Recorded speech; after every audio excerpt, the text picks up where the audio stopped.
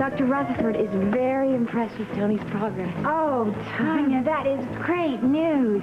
Well, I hope we don't have to wait for your next checkup before you'll pay us a visit again. Deal. Well, a little something arrived for you. What, a bill? Quite the opposite. Actually, it's a promissory note. You look quizzical. Let me explain it to you. A little piece of equipment has arrived for you. It's being unloaded as we speak. And let me tell you, it is an elevator chair. I don't believe it. You got it? We told you nothing was impossible in this world, especially when you're dealing with two heavy hitters. I mean, we have a medical ship to prove it. Mm-hmm. Absolutely. The company that sold us the medical supplies was happy to donate it. And it's for your own private use, Tony. Can you believe it? We can now move into the brownstone. Tony, that elevator contraption is really great. It will give you such flexibility in your life. And that takes care of all our problems as far as the stairs are concerned in the brownstone. So expensive. But didn't you hear what Grant said? Yes. It's a donation. Yes, but it But is... what? You feel guilty about it, do you? It sounds like he does. What is it? What's the matter? You don't like accepting things. Others. Other what? Other people like me need this. Why me? Okay, Tony. I understand. Allow me. Let us treat this chair like a loan-out car. You know when your car gets broken, you borrow another car while it's being fixed? That's what this chair is going to be. And when you're finished using it, you will return it, and the next person who needs it will then have it. Yeah. It's designated as a common usage chair. The company was delighted to do it. It's good. Okay. Do you feel better? Yeah. Good. I think he's a little excited right now, a little tired. Mm-hmm. Yes, I am. Well, I've got an idea. Why don't we go get some juice in the cafeteria before we go? Thank you so much. Bye. Bye. See you soon, Tony.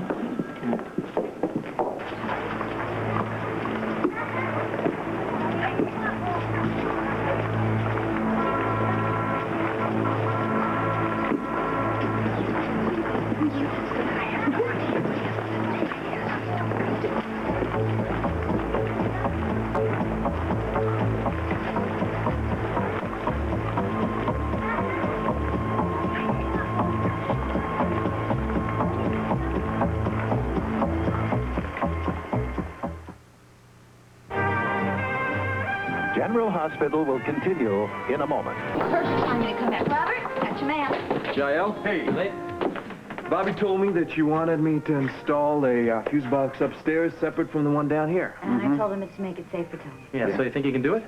Let me take a look, all right? All right, if you can pull this off, that'd be really important for Tony. Well, looks like you're in luck, Frisco. It'll work? Yep. And I don't even have to Mickey Mouse it around. I can do it to code. What about the fuse box? Will that affect Tony? No problem. See, this one right here affects the hallways and all the lights. See, but I can do it so no one can tamper with the main power. Bobby? Good man. All right. Well, down here. All right. Bobby, I've got good news and bad news about the elevator chair. I'm sorry, am I interrupting? No, not at all. We're all working for the same cause, getting Tony moved in. What's the problem? Well, the problem is this. The chair arrived, but it has a defect. It's got to be sent back. Oh, man. How long? What's in the medical crates? Robert, you know, I didn't even see you. We've got some orthopedic equipment in the crates. It was donated to the clinic. I didn't have any place else to store it. Frisco, I am sorry about that chair. Is everything else all right with the apartment? Yeah, Grant, it looks like it. Robert's taking care of the security problems, and Jimmy Lee's going to wire everything up for us, so we're ready. Yeah. Jimmy Lee, you might ask your men to speed things up for Tony's sake. Don't worry about it, partner. I got it under control. What does he mean, partner? Nothing of consequence, Bobby, I assure you. Frisco, good to see you again. Robert? Yeah, thanks. I think I'm going to head home. I want to tell Tony and Tania the good news about the security. Okay.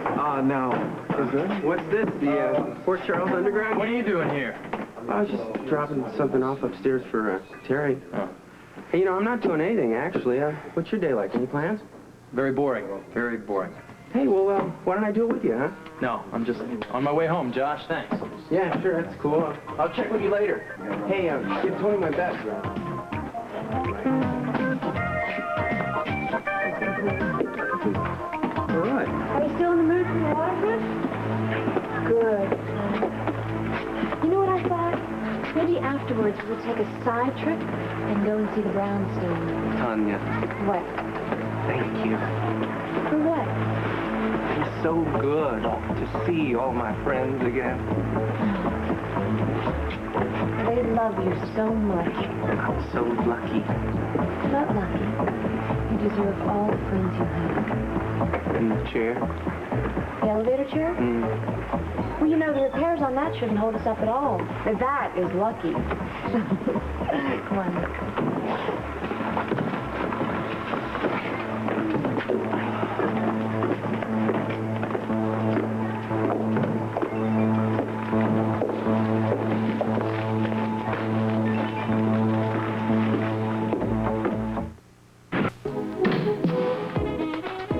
Clever, huh? What do you think?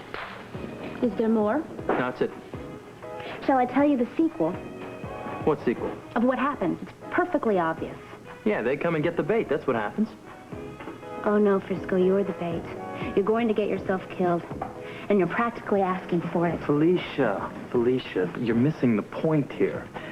Donnelly is interested in the treasure. He's not interested in knocking me off. I am the middleman. Do you really think he's that gullible? He's going to see right through this. He's going to know that we took those pieces from his safe. Do you think Donnelly thinks that I'm stupid enough to get on television and expose myself that way? Well, you're doing it, aren't you? No, I am not doing it. Don't you understand? Didn't you listen to that? Josh and I are standing in the studio. In walks a guy off the street with some pieces of jewelry. Oh, terrific. What if they question Josh? They wouldn't do that. He has an answer. Well, what if they put pressure on him? They wouldn't pressure anybody. They can't get violent. I went public with this, don't you see? I just want to find the proper owner of some jewelry. Now, I've protected myself and Josh in the best way I know how. All right. Okay? Suppose that's true, and Donnelly gets his men, and they all work together. Well, see, that's the beauty of it. They only have one choice of what they can do. And what's that? They have to come in and describe the setting of the necklace. They also have to describe the other pieces of jewelry, and they have to have proof of identification. Frisco, that's crazy. They won't give their real names. Well, it doesn't matter if they give their real names or not, because we don't need their real names. They just have to tell us where they can be reached, you see? All right. Suppose it all works. Mm-hmm. And they give a perfect description of the jewelry setting. Right.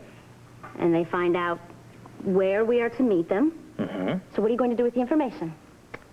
I tell Donnelly that I have to wait and hear from the guy off the street that brought the jewelry in the first place. So that's a delay. Yeah, but Donnelly's nailed himself. Unless he sends somebody else.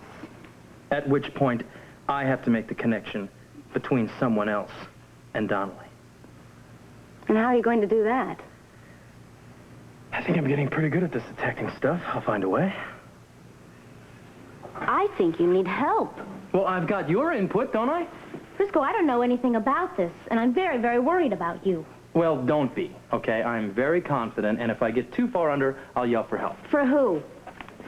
Well, for a lawyer or something. Maybe Jake. How about that? So you're really going to go through with this? Yeah. The one thing that I'm sure about is this. I may not find the rest of the treasure, but I'm sure as hell going to find the guys who are after Tony. I promise you that. It's all set.